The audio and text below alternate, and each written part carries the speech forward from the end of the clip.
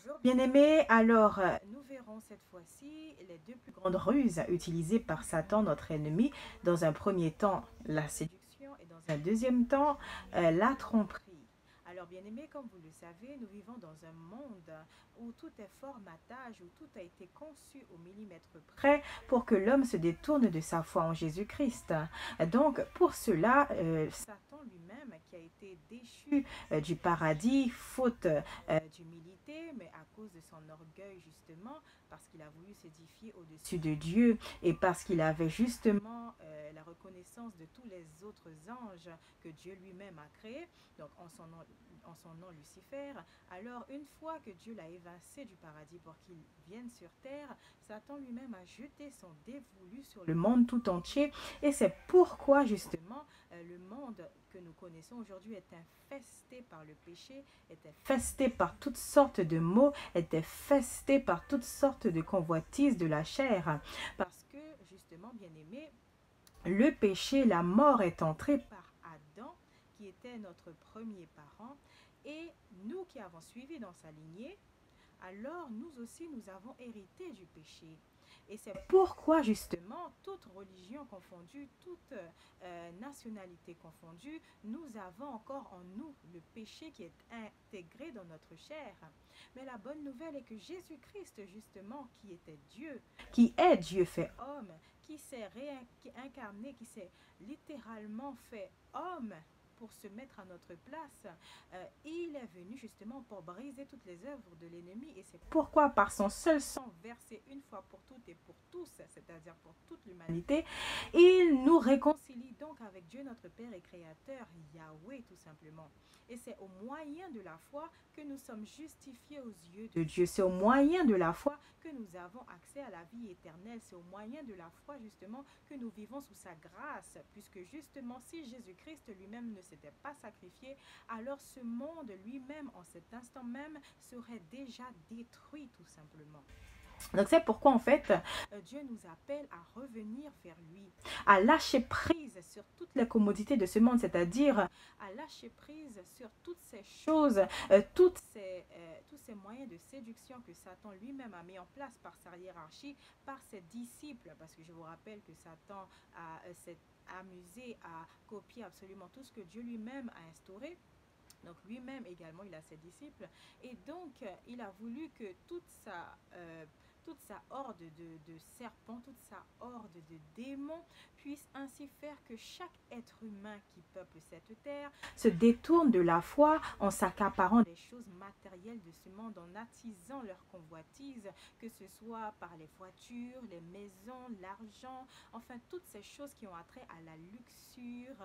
Et comme vous le savez, par exemple, aux 7 péchés capitaux, voilà, toutes ces choses littéralement viennent à l'encontre de l'esprit, qu'est l'esprit de Dieu, tout simplement.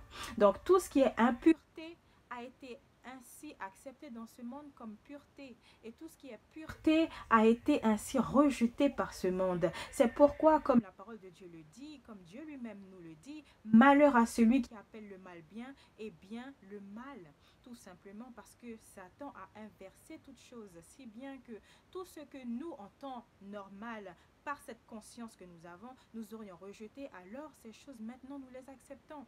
Voyez, par exemple, dans le monde audiovisuel, lorsqu'il s'agit, par exemple, de certains programmes qui peuvent être ainsi véhiculés à la télé, il y aurait, par exemple, des scènes à caractère sexuel ou alors à caractère homosexuel. Alors, entendez bien par cela que Dieu aime tout le monde, mais il déteste le péché et que moi-même j'aime tout le monde et que moi non plus je n'aime pas le péché, tout simplement. Et c'est par Jésus-Christ que nous sommes purifiés, tout simplement.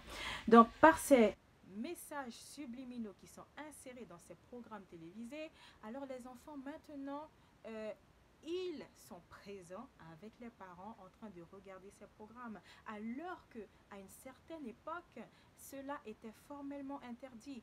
Tout ce qui initialement était interdit est maintenant accepté par la société. Et c'est parce que Satan ainsi que toute sa hiérarchie ainsi soumet des suggestions aux humains et par à force de suggestion, ces choses sont littéralement petit à petit insérées dans le système, dans le mode de pensée de l'être humain, qui en fait lui-même est esclave de Satan sans même s'en rendre compte. Alors toutes ces choses qui peuvent être attrayantes au quotidien, l'être humain du coup, puisqu'il a été formaté dans son système de pensée, pense que lui-même a le pouvoir de faire ce qu'il veut quand il veut. Mais bien aimé, encore une fois, n'oubliez pas que Satan est le père du mensonge et c'est pourquoi justement cette guerre spirituelle qui ainsi oppose Satan et Dieu fait que justement nos âmes bien-aimées ainsi peuvent en pâtir. Parce que si nous nous rangeons du côté de Satan et préférons la convoitise de la chair, la convoitise de toutes choses qui sont matérielles et périssables, alors c'est en enfer que nous irons, bien-aimés. Et Dieu, justement, veut nous empêcher d'aller en enfer.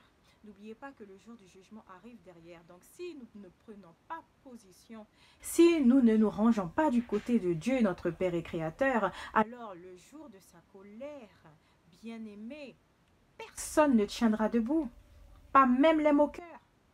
Et c'est ce message-là, bien-aimé, qu'il faut que vous puissiez ainsi comprendre. Tout simplement, parce que nous vivons dans les derniers temps.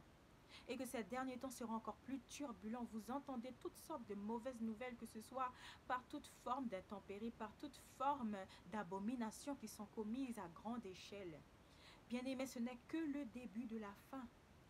Et c'est pourquoi le Seigneur nous appelle à lui revenir, bien-aimés, d'un cœur humble et sincère. Si ces choses que nous ne voyons pas, que nous ne comprenons pas, nous ne les soumettons pas à Dieu afin qu'il nous ouvre les yeux, alors, bien-aimés, ce monde est perdu.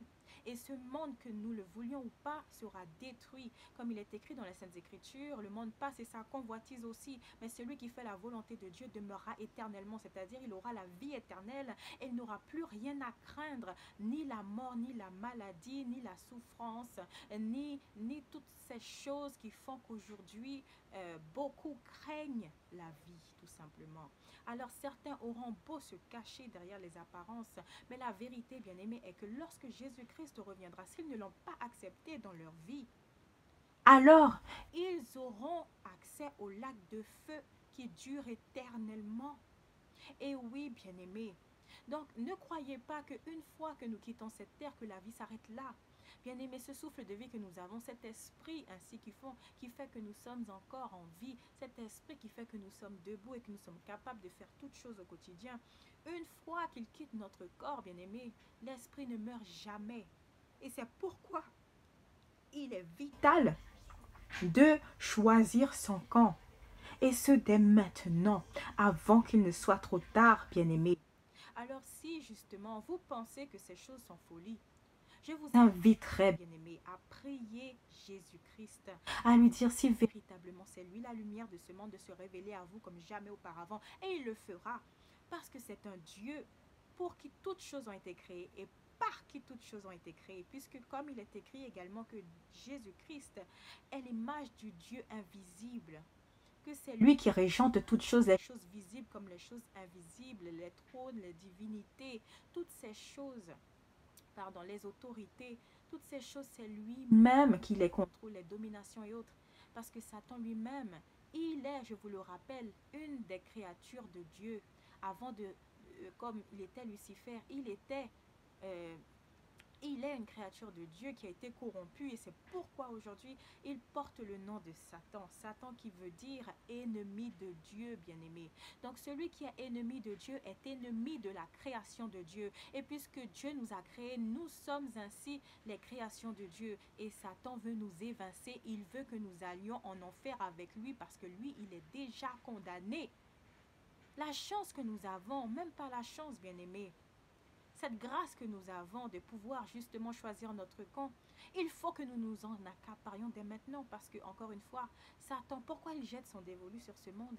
Parce que lui, comme je viens de le dire, il sait qu'il est condamné. Il sait qu'il n'a aucune alternative, mais nous, êtres humains, parce que Dieu nous aime, il nous a donné le libre arbitre et c'est parce que beaucoup d'entre nous, nous choisissons encore de suivre nos propres voies que nous ne pouvons pas justement discerner sa voie, que nous ne pouvons pas justement voir son royaume qui pourtant est en nous, tout simplement, et qui peut être vu au moyen de la foi en l'activant. Si votre foi est activée, alors elle sera tangible comme ces choses que vous convoitez au quotidien. Ainsi, vous comprendrez que le salut, la vie, la source de toutes choses sont en Jésus-Christ seul, bien-aimé. Alors je prie en cet instant, au nom de Jésus-Christ de Nazareth, que le Seigneur, par son esprit de discernement, de révélation, par son esprit de sagesse, de connaissance, de vérité, vous touche en plein cœur en cet instant. Et qu'il puisse ainsi éplucher toutes choses que l'ennemi vous aurait ainsi imposées. Au nom de Jésus-Christ de Nazareth, je prie pour votre délivrance, pour le salut de toutes les âmes qui peuplent cette terre. Que vous puissiez ainsi faire que vos yeux spirituels, vos oreilles spirituelles soient enfin ouverts. Et que vous puissiez ainsi terrasser toute la puissance de l'ennemi, où qu'elle soit, quelle qu'en soit sa forme, à partir de cet instant, que vous receviez votre délivrance et que toutes vos chaînes soient maintenant brisées de façon complète et instantanée au nom de Jésus-Christ de Nazareth. Alléluia. Restez bénis en Christ, bien-aimés, et à très bientôt.